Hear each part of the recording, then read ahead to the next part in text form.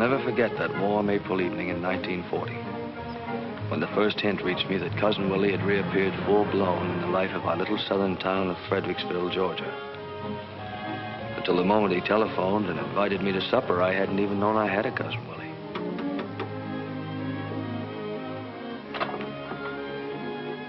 Is this Albert Marbury? Yes, sir.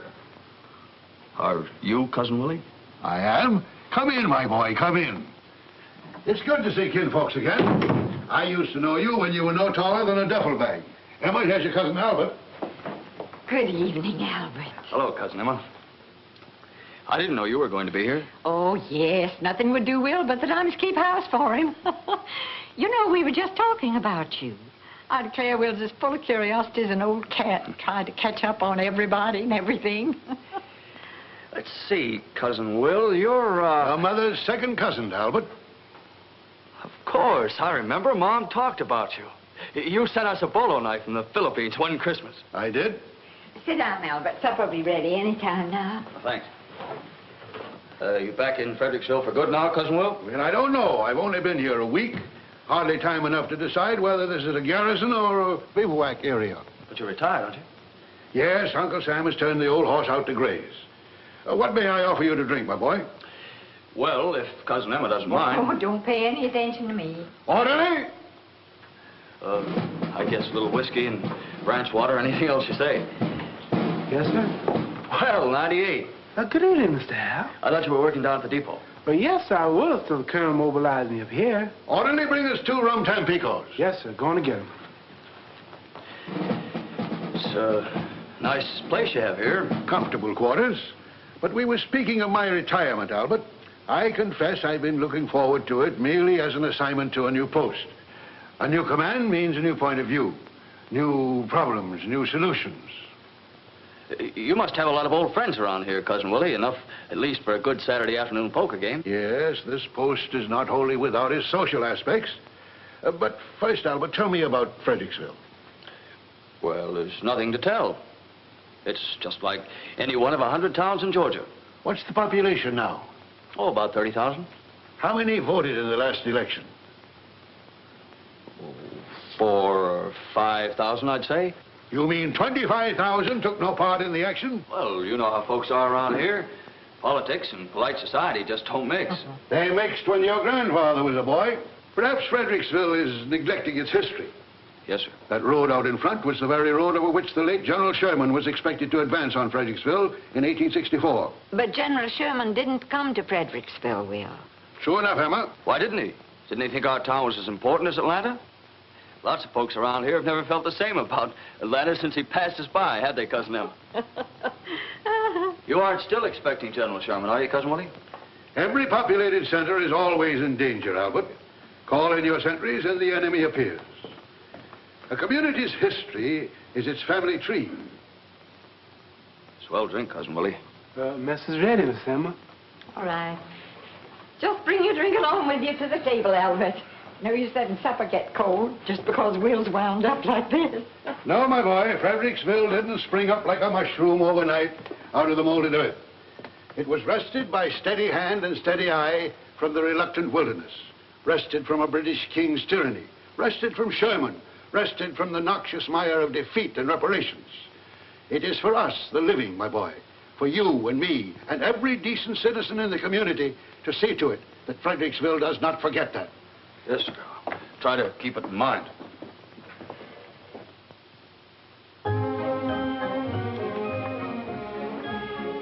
By morning, I had forgotten about Cousin Willie, for it was Confederate Memorial Day. In Confederate Monument Square, the mayor, head of the home folks party which had governed our town for as far back as I could remember, was delivering his usual glowing tribute to the lost cause.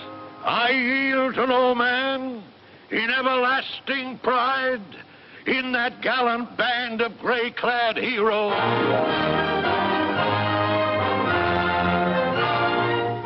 With the mayor's salubrious phrases still ringing in my ears, I returned to my job under the leader. Say, how about handing this to Dewey? Sure. Thanks.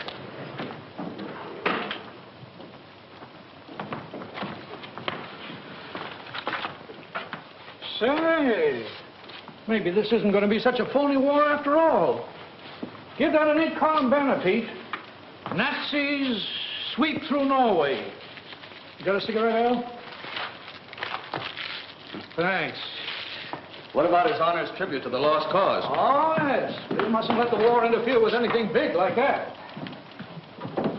And to beat that, it's locked. It's tighter than Well, that's the trouble of the world today. No faith in human nature. Why do you reckon a dame would want to lock up a few measly cigarettes? Maybe we should have a chisel. Well, there's one thing you can bet on. Miss Carey would never have done such a thing when she was society editor. No, Miss Carey was one swell old girl. Oh, the salt of the earth. But this new dame... Yeah, and all these fancy things here, Venetian blinds and flowers and rugs. Yeah, just like I say, there ought to be a law against women in newspaper. Louise! Yes, sir. Look at this.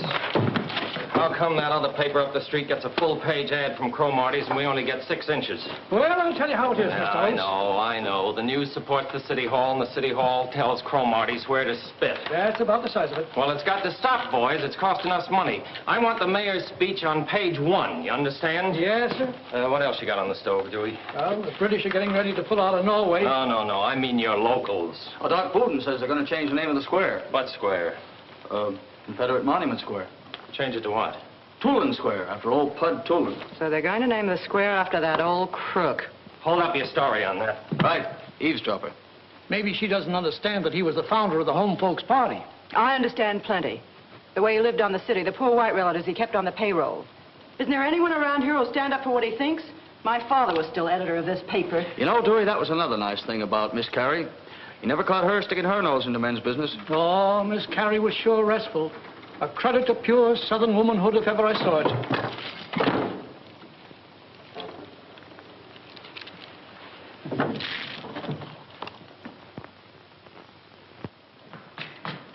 Dewey, I want a Sunday editorial on Pud Tulin. Pud Tulin? He's been dead for 20 years. Well, dig him up. Unless I miss my guess, here's our chance to get in solid with the folks down at City Hall. You know, hit the civic leader angle, talk about what he did for the city. 4 or 2. End it off on the note, the leader takes pride in joining its voice to the clamor for naming Monument Square after its benefactor and so forth. The time has come in the growth of the expansion of our city and so forth, however you feel it. Give it the works. But isn't that dynamite? Listen, I'm from Ohio. Maybe I don't feel the way you Southerners do about these things. I've got to think about the red and black ink on the books. My bosses sitting up in Chicago aren't worrying about what Stonewall Jackson did at Manassas. And let me see it before you set it up. I may want to add something. Be a mighty big surprise to old Pud, I'll bet. Beg pardon? Where will I find the managing editor? Right in there. Thank you.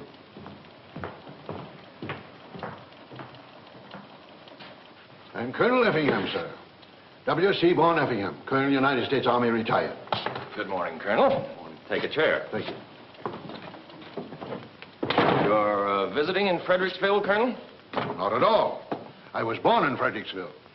My father and my grandfather and my great-grandfather were all born in Fredericksville. To an Effingham, Fredericksville is home. I see. My people have always been soldiers. My grandfather fell at Chickamauga, his grandfather at Saratoga. When Beauregard fired on Fort Sumter, my own father, unfortunately, was only 9. That was a little young. I myself was wounded at San Juan Hill. I was at the siege of Panama. For 50 years, Mr. Editor, the forces of civilization had been held at bay on the isthmus, unable to join the waters of 2 great oceans. And do you know what blocked them? Gatling guns, mini balls, superior forces, guerrilla bands, mosquitoes. Well, perhaps one of my boys could fix up a little story for Sunday. Stegomyia fasciata. For half a century, the enemy, less than 1/4 of an inch in stature, blocked the economic march of a nation of 100 million people. It was insupportable. Well, Colonel... We blockaded General Stegomyia, to wit the mosquito. We cut him off from reinforcements. We hammered his communications. So you're back in Fredericksville for good now, Colonel? We sprayed his concentrations with oil. We screened his wells. We put 5th columns of fish in the water to attack his ammunition dumps. But more of that another day. What I'm leading up to, Mr. Editor, is the possibility of a column of war commentary in your paper. War commentary? War commentary? I've read both the leader and the news, and though I realize the news has the larger circulation, your former editor, Mr. Sam Dozier, was an old and honored friend of mine. Well, we couldn't offer you enough, Colonel. We're only a small paper. We haven't got much money to pay. Blood, sir, I don't want pay. I'm offering my services free. Well, I'd like to think it over. How can I get in touch with you? My telephone is 514, sir. Good day, sir. Good day, Colonel. For the love of... Who is that guy? I'm proud to say I never saw him before in my life. Sometimes I wonder what I ever did to deserve things like this. What's the harm in trying it? Are you crazy? Oh, I know it wouldn't be as good as taking on another comic, but you're always looking for something to fill up that page, and he's a local guy. Column 2 or 3 times a week on the editorial page, Mike. But mosquitoes, his grandfather. I know, but this is a funny town, Earl. It's built around grandfathers and mosquitoes. You know, this war in Europe is picking up. Got a lot of people worried. We may be getting into it ourselves. Can't tell. In that case, a lot of the boys will be joining up. And after all, the old boy was a colonel in the United States Army. You don't get to be a colonel in peace times for nothing, you know. It might set well with a lot of folks to think we had a military expert right here in the paper. Yeah, that's... I think you ought to try it, Earl. What have you got to lose? Okay, I'll take a chance. Call it on the firing line. But if you ask me anytime you buy something for nothing, that's just what you get. Did you ever hear of a guy named W. Seaborn Effingham? What's he done? He's going to run a column in our little paper. Column? I didn't know I could write. Anybody can write, Bub. As long as we're going to do it, let's do it right. Build up the old guy 2 or 3 days before you start. Get a few informal shots of the author at work and at play. You better let me handle it. All right, take Jake along to get the pictures. No, I'll do it alone. 2 of us will make him nervous. 2 of us didn't make him nervous this morning. And for my personal information, find out the name of the last lunatic asylum he attended. I can tell him that now. Why, do you know the guy? That's my cousin Willie. Orderly! On the double. Orderly, our guest here wants a dog. Is there an animal on the post? There's old Buck, Colonel. Buck, I don't know him, but have him report here at once. Yes, sir. Oh, hello, Miss Emma. Oh, I don't know what Will's thinking about. This is the first time an Effingham has ever done such a thing. What'll people say? It's bad enough getting your name in the paper when you're born, or get married, or die. It's not my idea. He's a man of determination. Yes, the Effingham men have always been men of determination. Hey, one. Hey. Attention.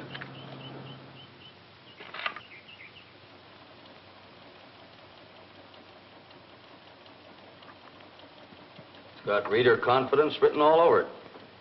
What's his name? W. Seaborn Effingham. Colonel, United States Army, retired. The dog. Buck. His name's Rover. Our subscribers seemed to open their arms to the pair. First thing we knew, our leading citizens were giving parties for them in the most stylish houses in town. Good evening, Miss Elm. Good evening, Miss Elm. Well, Will. How's the old publicity hound? Good to see you, Clyde. Irving, how are you? Man, they've certainly been giving you plenty of write-ups. Everybody in town must know Colonel Effingham and his faithful old dog Rover by now. How does it feel to be in the limelight, Will? Well, I'm used to being shot at. Anyhow, Will, we want you to know we're right behind you. Thanks, Clyde. Sorry I can't offer you anything but punch, but if you boys will step out into the kitchen... I've already sweetened it just a mite, Mr. Clark. Here's to you, Will. And to our good old Billy Goat days together. And to Will's new column. Oh, yes, column. Here's your good health. I can't get over it. Old Will here, a colonel in the Army, been everywhere, seen everything, and we've just sat home and kind of mildewed. On the contrary, you gentlemen have made substantial successes in your chosen fields of endeavor. Jesse and you, Sterling, presidents of flourishing banks, and Clyde, head of the Southeastern Fertilizer. Oh, we managed to keep a roof over our head. Well, Effingham. You don't remember me. Clara Breckenbridge. Clara Miggs now. You remember Charlie Miggs? He was at dancing school with us. He was always a lucky dog. I would have known you anywhere, Clara. Still the finest figure in Georgia. Oh, now, Will, there you go, the same old flatterer. I declare, I don't know how you ever escaped marriage. Colonel Effingham, I'm Sue Dozier. I believe you knew my father, Sam Dozier. Sam Dozier, one of the most courageous editors Georgia ever produced. I rank him with Henry Grady. I'm delighted to know his daughter. You probably see a lot of this little girl now that you're fellow workers. Fellow workers? I felt some Dozier had to be on the leader. It's a pleasure to join forces with you any day, my dear. To the ladies, under whose sheltering wings lives the valor of Fredericksville. Excuse me, Sue. Oh, hello, Ed. Colonel Effingham, this is Mr. Edward Bland, professor of economics in the high school. Good evening. How are you, Colonel? Isn't this our dance? Oh, I'm sorry, Ed, but I've been saving this one for Colonel Effingham. Will you dance with me, Colonel? It's an honor, my dear.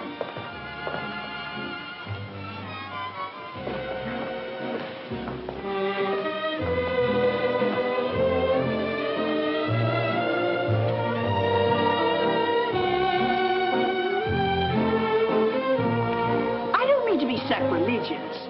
But you know who Will reminds me of, if he had a beard? General Lee.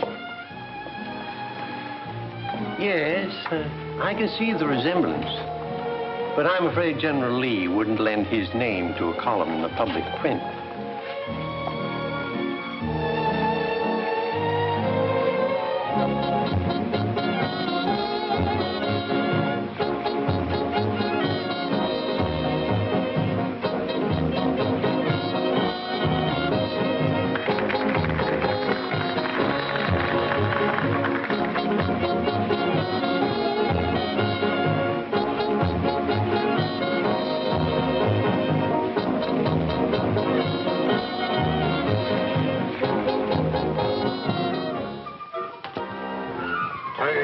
Turn ye from your evil ways. Amen. Brother, are you prepared? I am. Hallelujah. Hallelujah.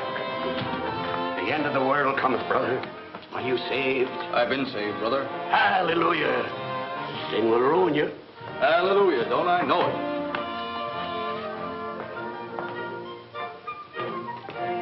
Good morning, Albert. How are you, my boy? Fine, Cousin Willie. How's the war going? Albert, tell me, does what's his name know about this plot? What plot, Colonel?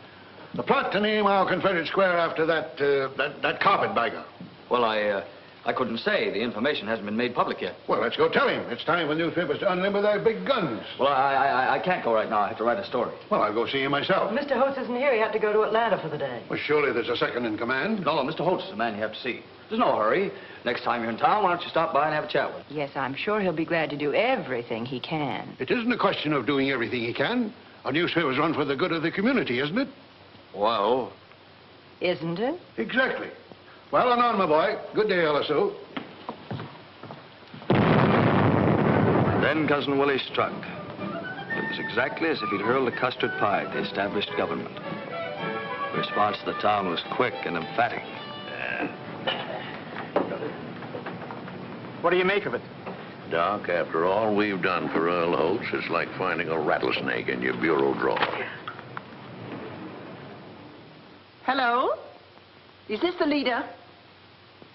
Is it true that they're going to rename Monument Square? Well, as far as I can determine, Mrs. Meigs, it's an unfounded rumor. Thank you very much. Yes, we'll do everything we can. Steady desk. No, the colonel doesn't happen to be in at the moment. No. Mr. Hoats is the editor. Yes, he's the man you want to see. What's going on? Oh, I never read his tripe. I just hung it on the hook. I thought the old guy was going to write a war column. Hoats said to give him his head. Here, he's your cousin. Who is Bud Poulin? Never got through the 6th grade. Became interested in politics when working in the cotton mills. Set himself up as head of the home folks party. Robbed this city for 20 years. How does this compare with the contribution of our glorious Confederate dead? Steady desk. Isn't it horrible? Nobody complained about the city government for as long as I can remember. And just as peace and friendship and mutual understanding was taking place between them and us. Glad you liked it, ma'am.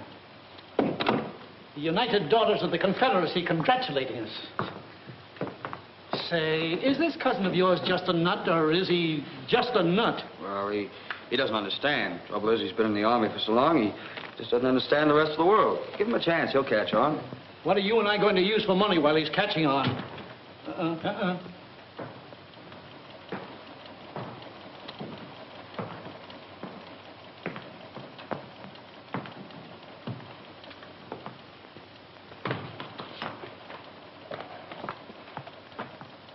How'd it get by you, Dewey? Where? City desk. It's for you, Mr. Hoats. Hello. Mr. Hoats, this is Mrs. Clyde Manager. I just want to tell you how terribly pleased I am, how terribly pleased all my friends are with the position Colonel Effingham has taken on your paper in regard to the renaming of Confederate Monument Square. Thank you. Goodbye.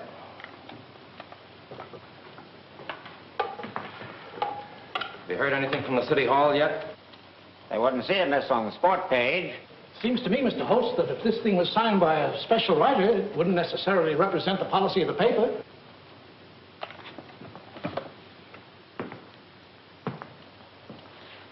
Mrs. Manido's words must have fallen so sweetly on his ear as to undermine his sense of reality. At any rate, his reaction was simply to write a new editorial to fit the circumstances, offered in the spirit of righting a wrong.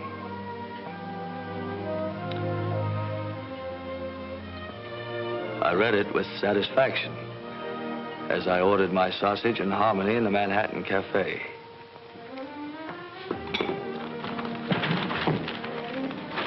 Then I turned the page to Cousin Willie's column.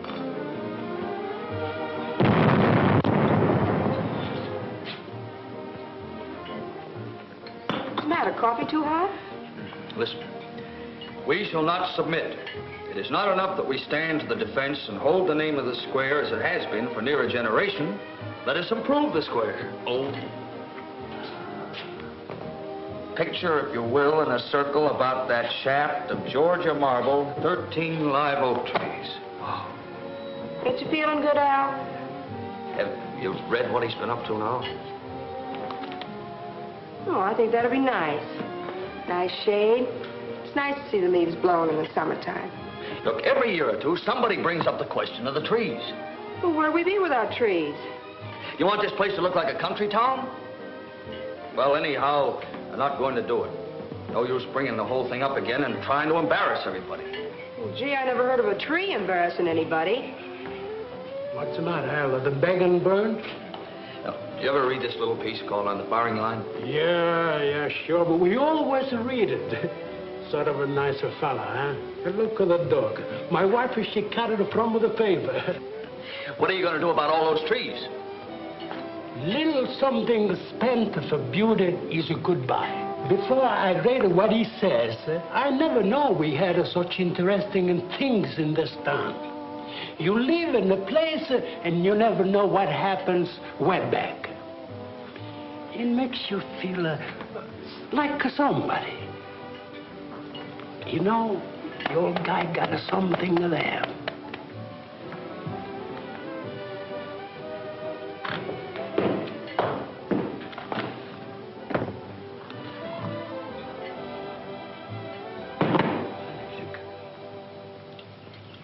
On guard. Straighten your body, man. Straighten your body. Bend your knee. Mr. Consul, won't you rather have a rum tampico? Position. 1, 2, thrust. Watch your feet, man. Watch your feet. Oh, Mr. Consul, I'm going to go wash my feet in here, too. Come in, Albert. We're just keeping in shape. Have a seat. Cousin Willie, you know the mayor, don't you? I haven't had the pleasure of meeting His Honor. Well, the mayor's a garden fancier. He loves trees and flowers. Seems to me it'd be nice if you'd consult him about planting those trees. Naturally, he'd like to be in on any civic improvement of this type. You know, take a little of the credit. I don't care anything about the credit. I want the trees. On guard. Touche. They might welcome the chance of the trees just to show their hearts in the right place. I don't know, Albert, whether their heart's in the right place or not. Stand up to it, man. Mr. Consul, are you sure you don't want no rum tampico? On guard. They're nice fellas. They're only trying to do what's right. Mustn't forget, Cousin Willie, that they haven't had the advantage of an education and travel and that sort of thing like some of the rest of us have had. You'll be surprised where some of those boys come from. Wouldn't surprise me at all, Albert. But I don't see why our biggest and most important project, the administration of government, should be handed over lock, stock, and barrel to a bunch of incompetents. On guard. But, Cousin Willie, I don't think you're quite giving the boys their due. Due? When we turned on the malarial mosquitoes in the canal zone, do you think the mosquitoes were not getting their due? On guard. Somebody has to run the government. The citizens won't do it. If it weren't for the Home Folks Party, there wouldn't be any government at all. Is it your impression, Albert, that these people are acting as trustees until such time as the citizens come of age and can take over the government themselves?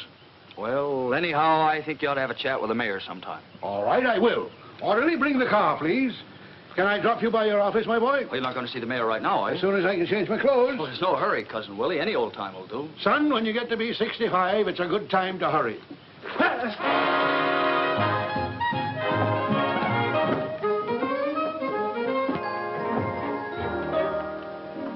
Well, your name is familiar to me, Colonel, but I can't seem to put my finger just where I've run into it before. Are you here in Fredericksville in connection with national defense? Defense of America is the nearest thing to my heart. What I want to discuss with you, Mr. Mayor, is the desirability of planting 13 trees in a circle about the Confederate Monument. You write that column in the leader. I do. I knew your name was familiar to me. Well, Colonel, I tell you what you do. Now, understand there's nobody in Fredericksville that loves trees more than I do. Any kind of beautification appeals to me. But there's a water main under Monument Square that might be disturbed, and you can't dig up a water main just to plant a few trees. Now, why don't you go see Mr. Clemmer, the city engineer? I couldn't do a thing without his approval. It's been nice to see you, Colonel. Anytime I can be of service. Good day, sir. See what I have to put up with? No gratitude. Sometimes I wonder why I ever let him put me up for bear in the first place. I don't blame you, Cousin Ed. And don't you Cousin Ed me around here. I'm enough to contend with without relatives. Look, Ed, you're making a mountain out of a molehill. The way to handle these nuts is to agree with them. Let him plant his trees. Are you crazy? Do you want to undermine the whole city government? No, certainly not, Doc. But while we're improving the park, planting the trees, we'll just go one step farther and improve the whole square by putting up the new courthouse. He'll think the whole idea is his. What do you think, Doc? By granny, I believe Joe's got something there. Yes, sir, Joe. I think we've hit the nail right on the head. From now on, this Effingham colonel's playing second base on our team.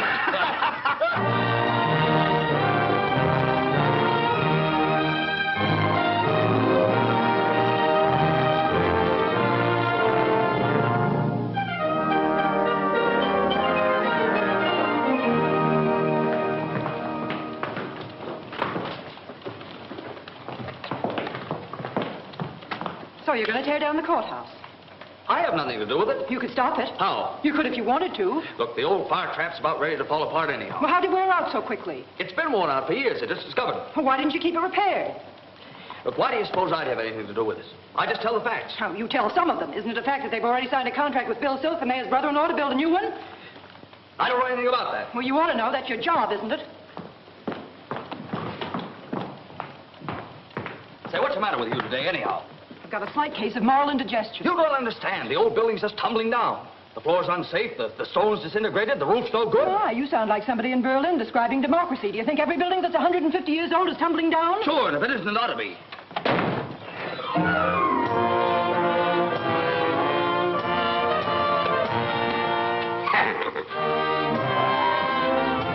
The end of the world cometh, brother. Are you prepared? I will be as soon as our artillery comes into position. Gentlemen. You'll have to excuse me, Colonel. London's just been blitzed. Just a moment, if you please. May I presume to ask, what is the attitude of this newspaper regarding the destruction of that fine old landmark, our courthouse? Oh, later, Colonel, later. Dewey, get this set up. I've searched your column for a word of condemnation of this diabolical plot, but I could find nothing, sir. I'm afraid you don't understand, Colonel. The courthouse is in a pretty dangerous condition. Who says so, may I ask? The two best structural engineers in this section. Local engineers. The condition cannot be determined except by a man from out of town, one who has never even heard of this courthouse. When I was in the canal zone... Excuse me, Colonel, I just remembered a date. I had the privilege of seeing the great Miraflores locks hewn out of the jungle, one of the greatest feats of skill in that entire monumental project. The man principally responsible was a Captain Hickok, now Major, U.S. Army Corps of Engineers. Major Hickok is now retired and living in Atlanta. Let him look at this building. He'll tell you whether it's falling down or not. Colonel, nothing would give me more pleasure than to help in getting your friend this little job.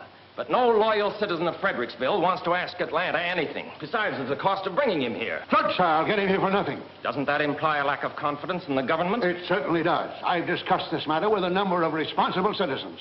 And they agree that the leader, true to its name, should sponsor a movement. What responsible citizens? People you know. They'll come forward when the time is right. Never fear. I'm a newspaper man, Colonel, not an evangelist. My function is to inform our readers of what's going on in the world, not to advise them. If a group of citizens want a third engineer to look at this courthouse, bring him in. I'll print the story. That's our position. As you say, Mr. Editor.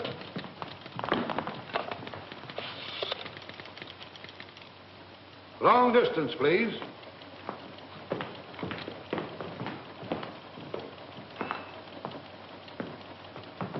You never get anything for nothing. I always did know that. You got me into this. Remember, I told you what would happen. All I said... And you, don't stand there with your mouth open. Do something. He's your cousin. I tell you, no private citizen has the right to go meddling in public affairs that don't concern him, pulling us into it. Confound it, it's sedition. Deputy Major Hickok, Walnut, 1483, Atlanta. Now, I don't want to reverse the charges. Charge it to the leader.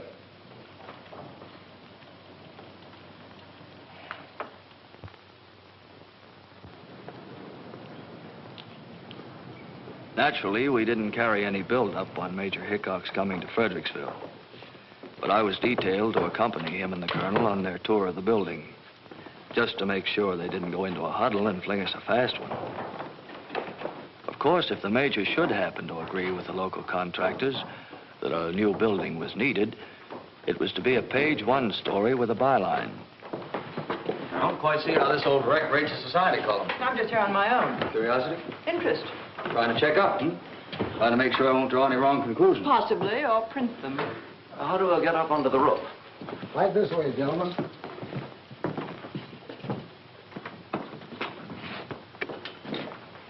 But mind yourselves. You can wait over there. Can I? Won't find anyone socially prominent up there. After you, my dear.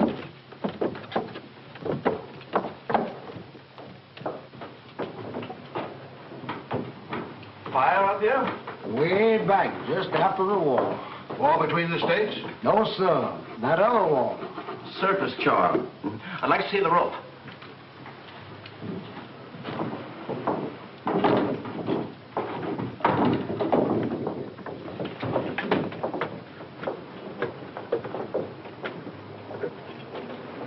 Give me a hand, will you? You don't want to go out there. You'll ruin your clothes. Sorry.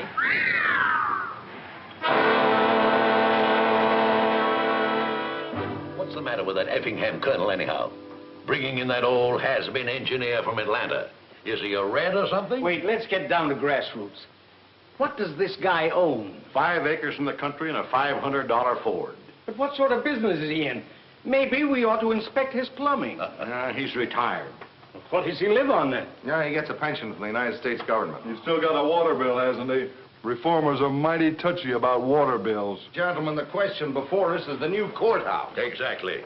And if we don't watch out, he's going to get people to thinking we're trying to railroad this thing through. The people don't care. I don't know, Doc. You can never tell about that. My idea is to get the jump on him. Call a public meeting. Discuss the whole thing right out in the open.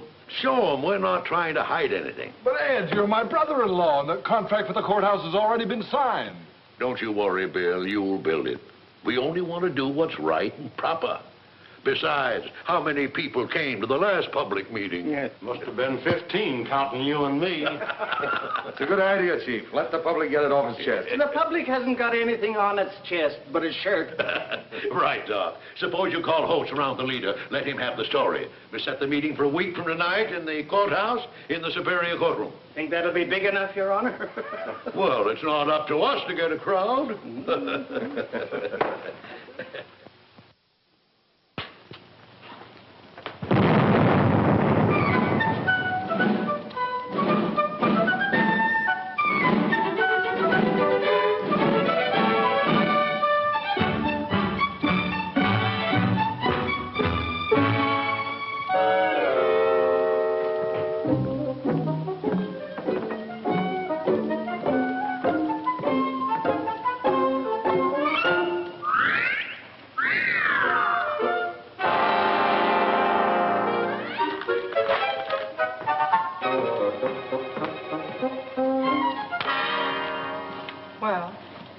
don't like subtlety.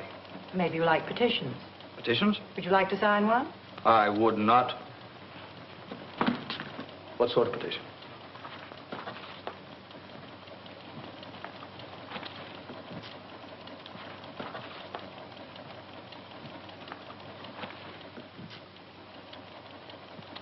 Listen, honey child, you've reached the age of reason. Do you really think free people in a free country are going to sign their commercial death warrants? I'm not asking you to sign. I asked you if you want to. I have nothing against the old courthouse. As a matter of fact, I have a personal attachment for it. Just think Cousin Willie's stirring up a lot of unnecessary trouble. He's stirring up a lot of trouble, all right. Sort of feel sorry for the old guy.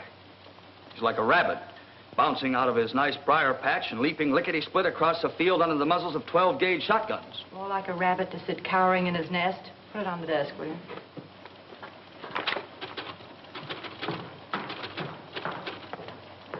Oh, Al, the National Guard's just got in some new 30 caliber machine guns.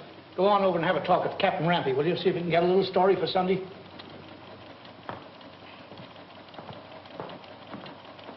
Well, it's water cooled. This is your water jacket, your hose, your water can. It fires from a belt of 250 rounds. And it fires at the rate of 500 to 550 rounds per minute. Not steadily, of course, but in short bursts. Then a funny thing happened.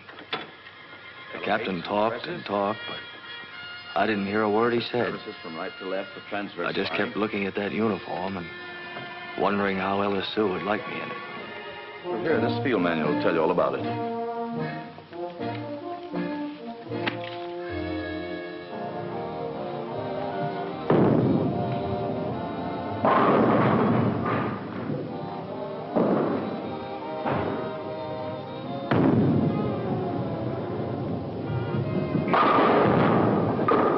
Not bad. Not at all.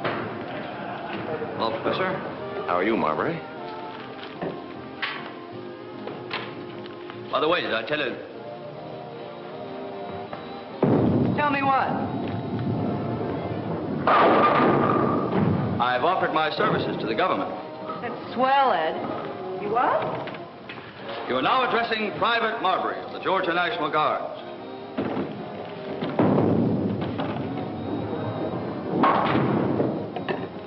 I don't understand. Nothing to understand. Democracy is threatened. I reach for my gun. It's as simple as that.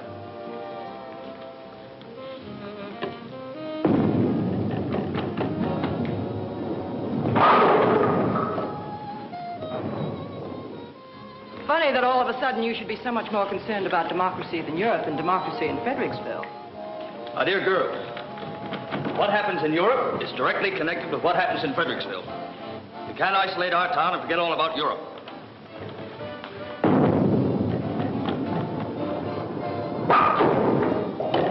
Neither can you isolate Europe, which is 3,000 miles away, and forget about Fredericksville right here under your nose. Okay. Okay, I'll sign your petition. Sorry, we've done very well without you. Oh! Hope it isn't your trigger finger.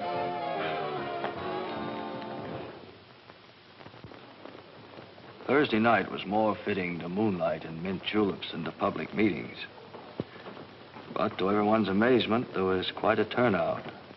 We'll stay together, ladies. Mostly widows and old maid aunts. They know as much about running a town as a jackrabbit. Yeah, but they're the talky type.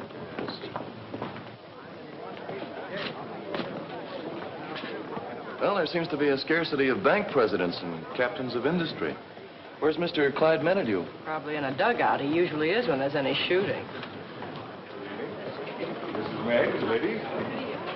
Hello, boy. Mr. Mayor. The sooner we get started, the better chance we have of getting out of this place before it collapses. Just a minute, Mr. Mayor. If you please, sir. These ladies have not found seats. Oh, ladies, I think you'll find comfortable seats over by the window. I know you're all anxious to get through with this so you can go on about your own affairs. To the contrary, Mr. Mayor. This matter requires considerable discussion. There he goes.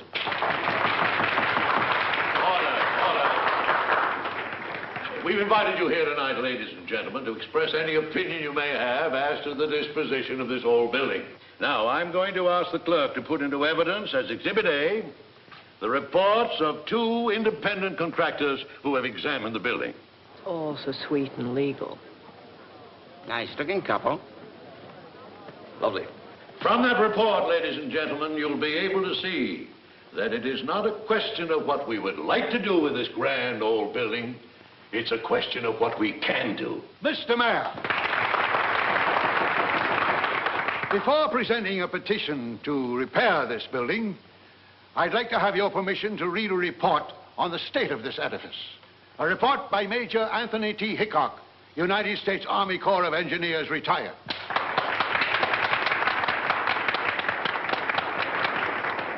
But we don't know anything about this gentleman.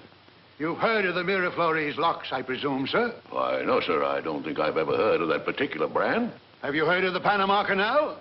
Why, yes, I've heard that. Major Hickok was the engineer in charge of that monumental achievement in the Panama Canal.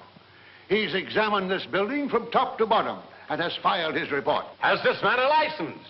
Yes, has this man a license? A license? He has a Congressional Medal of Honor. Mr. Mayor, I move that the chair accept the Major's report in evidence. Certainly. I was just about to make the same suggestion. Proceed, sir. That the structure should have been allowed to deteriorate to such an extent as now is a matter of apparent negligence, concerning which it is not my duty to report. But the building is by no means beyond repair. To destroy such a dignified and harmoniously proportioned structure is something which the pride of this community should go to great lengths to prevent. The council will be glad to take this report under its due consideration. Mr. Mayor, I make a motion that the chair call for a rising vote of those in favor of preserving this building. Second of the motion. Just a minute, if you please, Mr. Mayor. Mr. City Attorney. May I inquire if it is in order to call upon this meeting for a vote on a matter which is entirely the responsibility of the duly elected city officials? Does a gathering of citizens require a government license to vote on a public question? Well, I don't deny the right of this or any other anomalous body to express its opinion.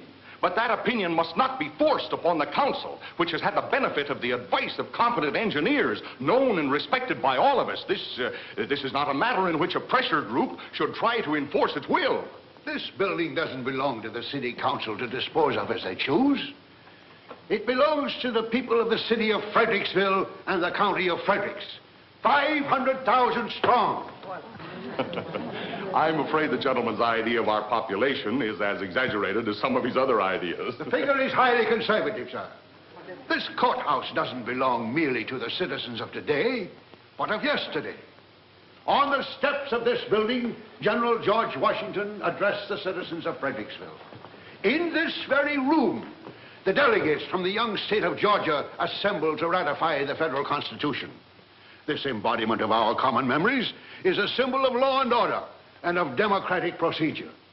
A symbol of what we fought the revolution for. It represents a heritage of our free government, handed down to us through perilous years. It belongs to every citizen who trod these streets before us. It belongs to every citizen who will tread these streets after you and I are gone, sir. No, the figure is not exaggerated. The only exaggeration is in naming any figure at all.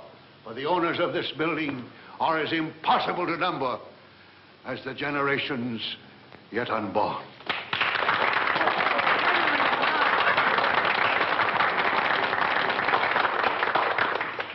The old boy's quite an orator. But the contract's been signed. The council is, of course, interested in the opinions of the citizens. Whatever is done with this old building is going to cost money. The taxpayers' money. And it is our duty to see that that money is well spent. Now, in order to either rebuild or repair, we will need WPA help. If a grant can be secured from the WPA, it will take care of 1/3 of the cost. But the WPA is not interested in repairing old buildings. However, there is every reason to believe that a grant of 1/3 can be obtained toward building a new courthouse. May I ask, what would be the approximate cost of these two projects? Approximately $375,000 for a new courthouse. And for repairing? $390,000.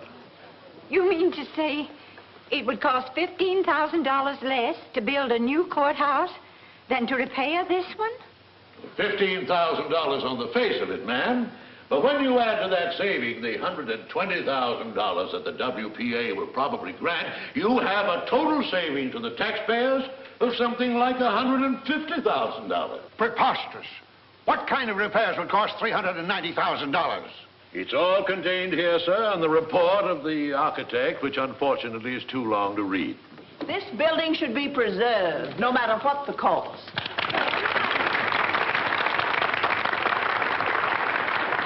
I question the figure submitted for the cost of repairing this building. Objection noted, sir. Furthermore, no matter how much is spent on a new building, you cannot buy for it the history and dignity of this one. Unfortunately, the city government cannot be conducted on mere dignity. We are entrusted with a duty of providing the county with safe and proper means for carrying on its business. Has the WPA already agreed to grant $120,000 for a new courthouse? Why, I move the meeting be adjourned. I second the motion. It is moved and seconded this meeting be adjourned. All those in favor say aye. Aye. Opposed? No. Motion carried. Meeting adjourned.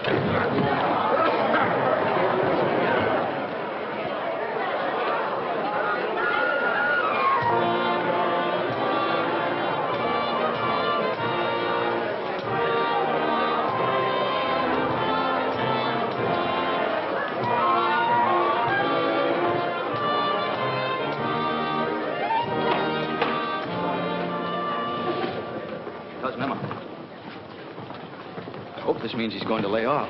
He ought to know by now he can't do anything with these people. They have too much power. Why don't you steer him to raising roses or camellias or anything? Cousin Willie, have you a statement for the paper? You may say I have nothing but praise for the magnificent behavior of the troops. Well, at least I'm glad it's all over. There's been no order to sound retreat, madam. I'm scarcely mobilized.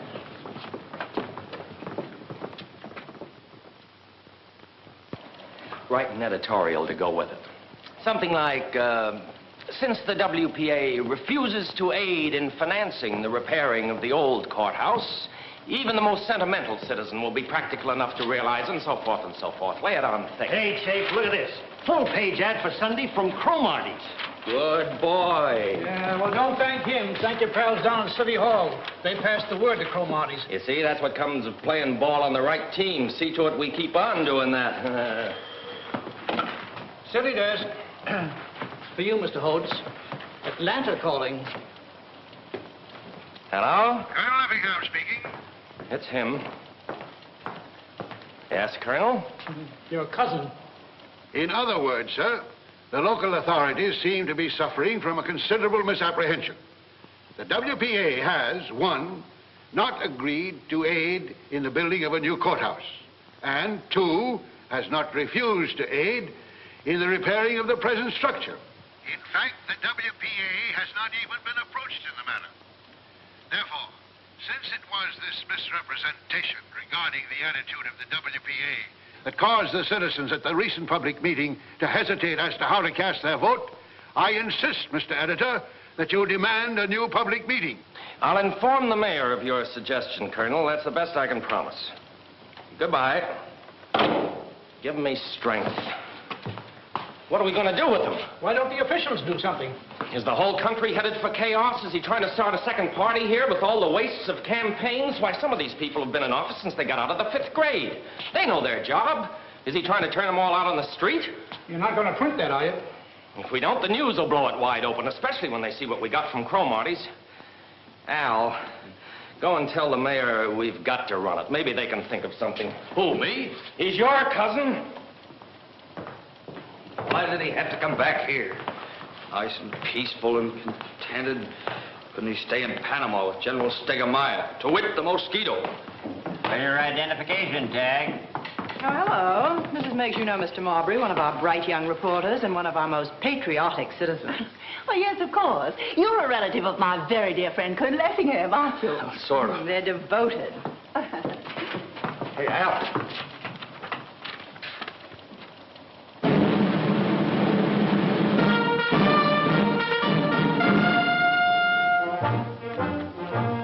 Congratulations. Thanks.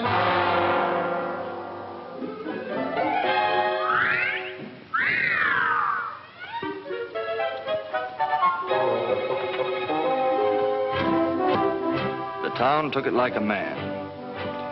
2 or 3 people called in about the meeting, but they were mostly just surprised or sorry. There was no suggestion of resistance.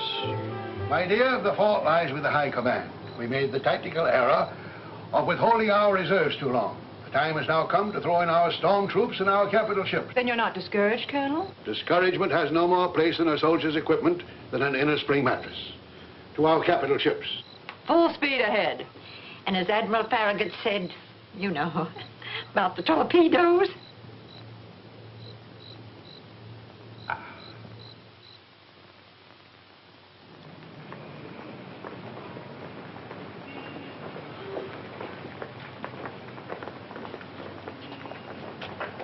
Top on the list of the colonel's reserves was his friend Sterling Tignor. Well, what do you want me to do, Will? I want you to help us save this fine old courthouse. It belongs to the people, and the people want it saved. Will, let me tell you something. I've been watching all this to do about the courthouse. It reminds me of somebody trying to open up a can of sardines with a pocket knife. You're going about this the wrong way. If you want to save that courthouse, you can do it. Are you suggesting bribery? These are practical men you're dealing with. They listen to reason. I'd be willing to make a personal contribution of any reasonable amount myself. What you suggest is unthinkable and indecent. All you need do is write a letter to the paper, as a private citizen, calling for another public meeting in the light of this new information from the WPA. Write a letter to the paper? Why, don't you know if I did that tomorrow morning, the whole municipal checking account would be closed out? Nonsense. It's you fellas who are impractical. What can they do with it? They can't walk around town with the money in their pockets. They'd take it right up the street to Jesse Bibb's bank. No, you reformers don't have a sense of reality, Will. You don't seem to grasp the hard-headed facts. The hard-headed facts are, if you don't repair something that needs repairing, pretty soon you won't have it to repair. I'm sorry, but there's no use arguing about it. Good day.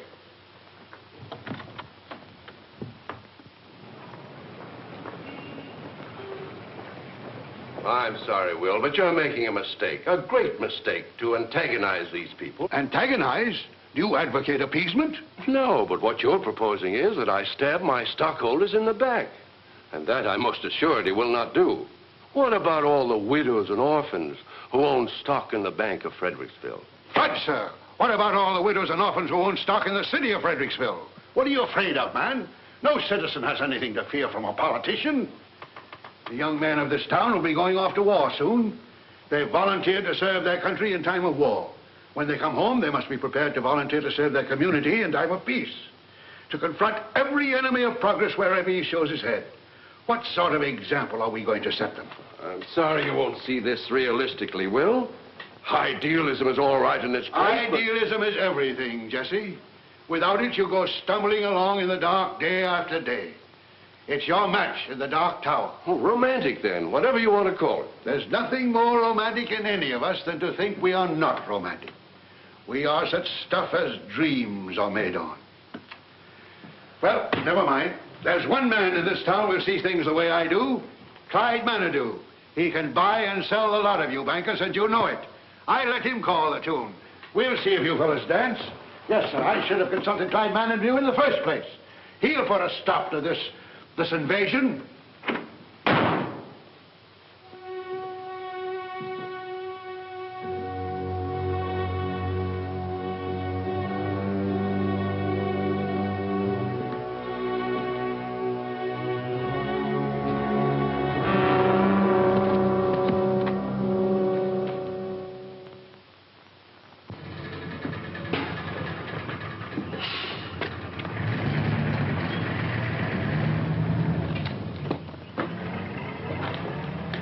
How is he?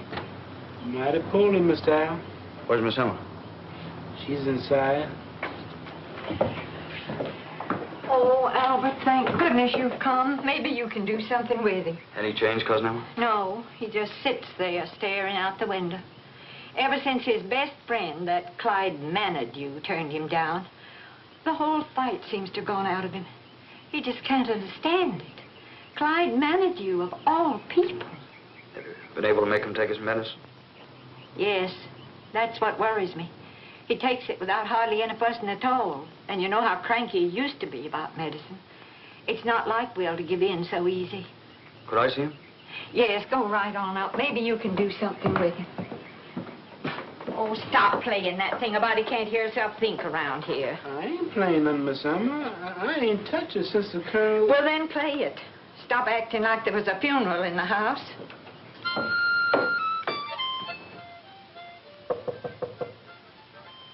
Come in.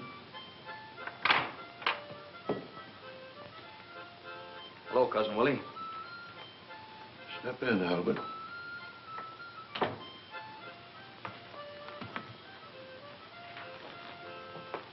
I just thought I'd stop by for a minute before we leave.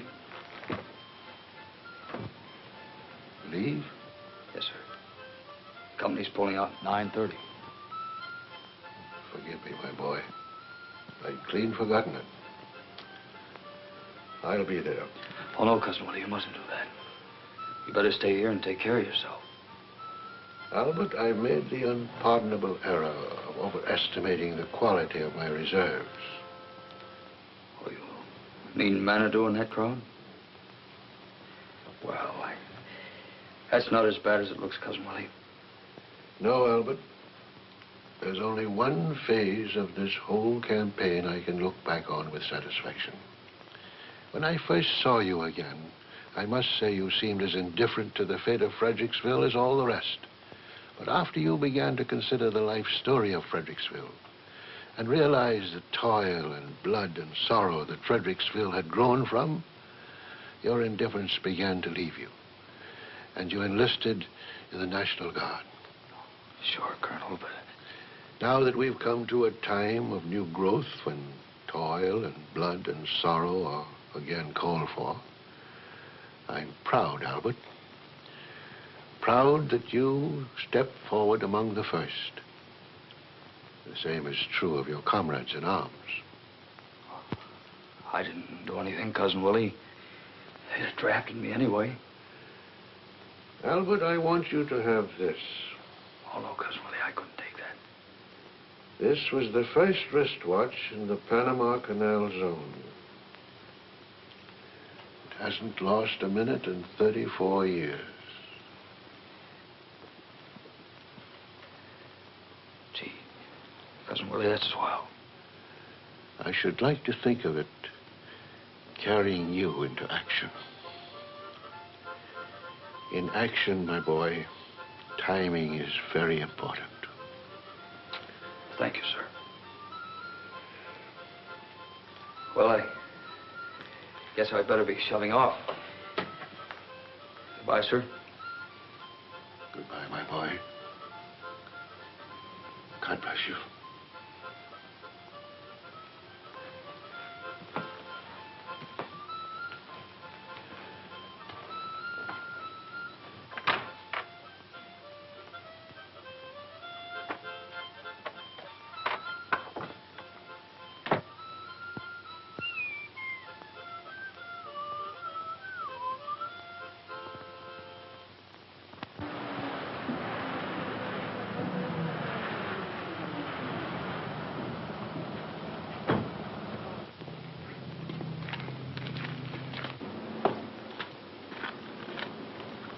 Hello, Dr. Evans. Oh, good afternoon, Albert. Say, Doc, what's the real lowdown on the Colonel? Well, I'll tell you, Albert. He ought to be in a hospital, but I can't do a thing with him. He refused to budge from the house. Is he gonna get well? Not unless we can put some fight back into him. Give him something to get well for. The way he is now at his age, it's hard to say. But we'll do our best. Goodbye.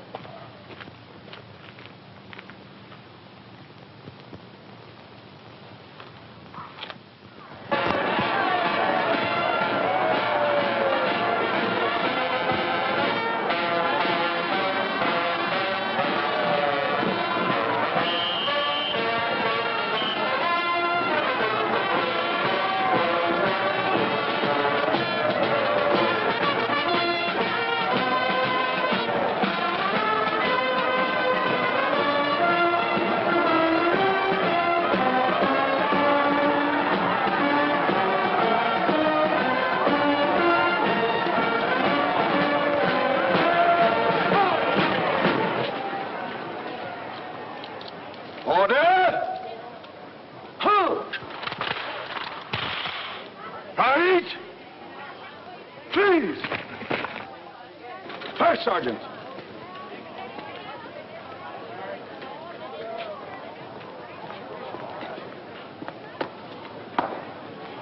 Dismiss the company. Yes, sir. Inspection, hunt! Foot, hunt! Dismissed.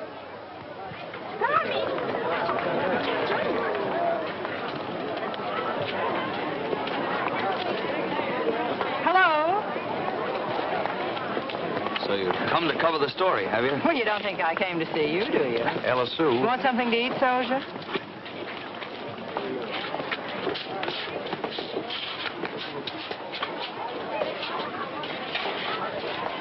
Have you a statement for the press? Only that I wish to convey to our esteemed city leaders my heartfelt appreciation for this delicious barbecued pig, without which democracy as we have known it in Georgia.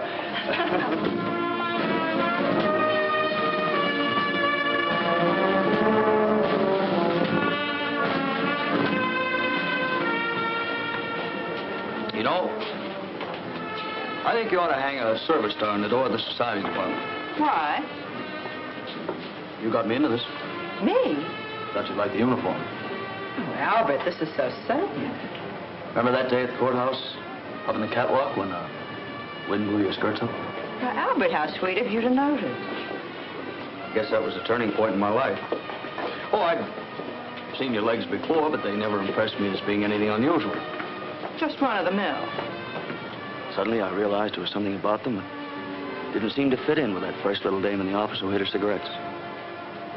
I mean, there was something sort of special and personal. I didn't even suspect you knew I had legs. Just began to bother me, that's all. You mean there's something profane in your feelings towards me? Definitely. Oh, Albert, you are nice. After that, I never felt the same towards you, towards anything for that matter. And that I thought maybe you'd like the uniform. Why didn't you tell me? I reckon I couldn't figure out how to say it without getting serious. Seriousness won't hurt you. Oh, listen, honey, child, I'm a Southerner. Seriousness is one thing I'm scared to death of.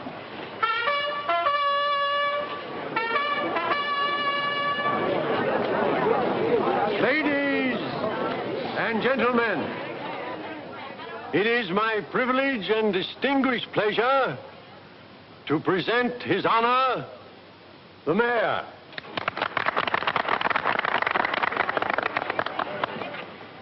This is a red-letter day in the glorious history of Fredericksville, when the sons of Georgia once more answer the call of duty.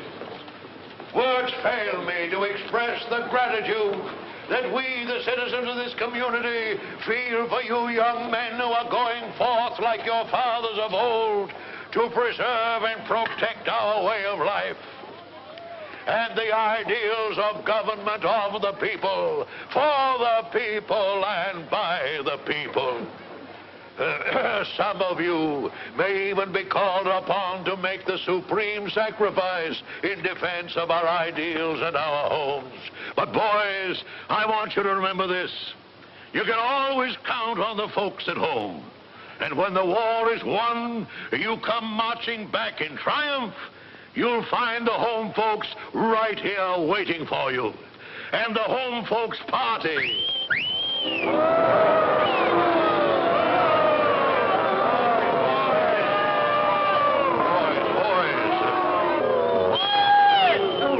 Quiet! I want to make a speech. I've listened to all the bunk I want to. We guys are going out to do a job that's got to be done. Maybe we won't get back in time for the next election. But when we do get back, we want to make sure that we're going to have something to say about what's going on around here. Too many of us have sat back like scared rabbits. We're scared to talk, scared to vote, scared to even look at things the way they are. But maybe by the time we get this job done, we won't scare so easy. people heard Colonel Effingham than you thought. When an honest man speaks out, you'd be surprised how many people hear him. Maybe they're tired of political tricks and grabs and runarounds and shenanigans. Maybe they want that town run and not run down. And about this courthouse, leave it right where it is. See to it that it's fixed up by the time we get back. If it's not fixed up, we're going to want to know why. And leave Monument Square alone, too. We had enough of pud tooling while he was here in person. Am I right, fellas?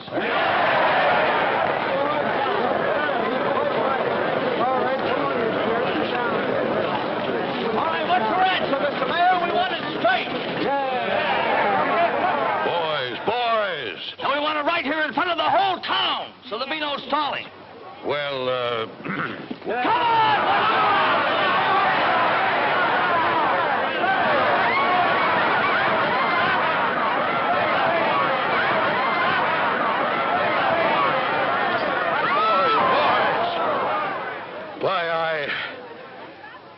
We promised. You know we wouldn't do anything to harm that grand old building. That's all we wanted to know. So long, everybody.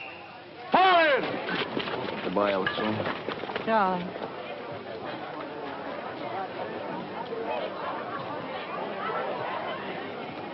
Left. Please. Right shoulder. Huh. Forward.